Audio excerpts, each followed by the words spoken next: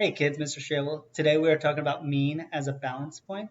So you've heard mean before. It's the average of the numbers. You've learned it a different way. You've learned it mathematically before, but we're going to show you how to do it graphically and then review how to do it mathematically as well. So to do it graphically, all we're doing is we're moving our x's towards the middle of the graph to see where they're going to line up, and that's going to be your mean. So this is a way to do it without any math. Some of you might like it, some of you might not. So let me just show you how it's done, and then we'll verify that with the old-fashioned math way. So the first step is you start on the outside, and you take your x and you delete it, and you move it over. All right? And then you go to the other side, take your x, delete it. And you just keep alternating back and forth. And you move your x inward, and you don't skip any numbers. So there's none at 4, so we put it there. So we keep moving our x's. I'm going to go a little faster. While. You just keep going back and forth and moving your x's. And then they're eventually going to line up under one number. And I'm going to fast forward a little bit. They're all going to line up under the 3. All right? Take my word for it. It's going to take a lot of time. So they're all going to line up at 3. You just keep moving the numbers in and in and in.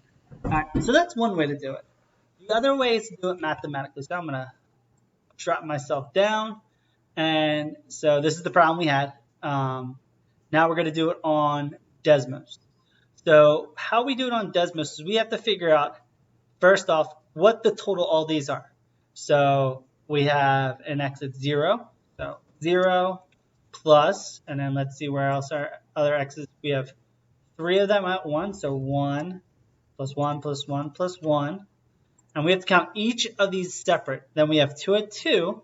And since they're at 2, they count as 2. So 2 plus 2. And then we have 1 at 3, so plus 3. I messed that up, plus 3. And then we have 4 at 5, so we do 5, 5 plus 5 plus 5, 5. And then we have 1 more at 6. So we get our total.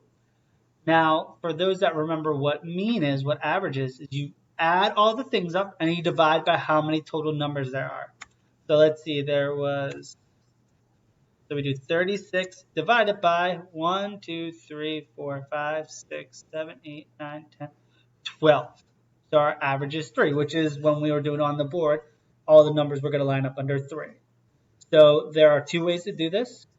The mathematical way, where we add up all the x's, then divide by the total, or the graphical way, where we just move the x's inward until they all line up under one number. Whichever way you prefer, you can do. There's going to be a set of notes that will help explain this hopefully a little easier, and that way you can look at that so you don't have to keep watching this video. And then you have an IXL you have to do. It's going to be under 4th grade, because this is a review topic. It's under 4th grade, and it's V.9. All right, if you have any questions, email me and let me know, and I'll be able to help you, okay?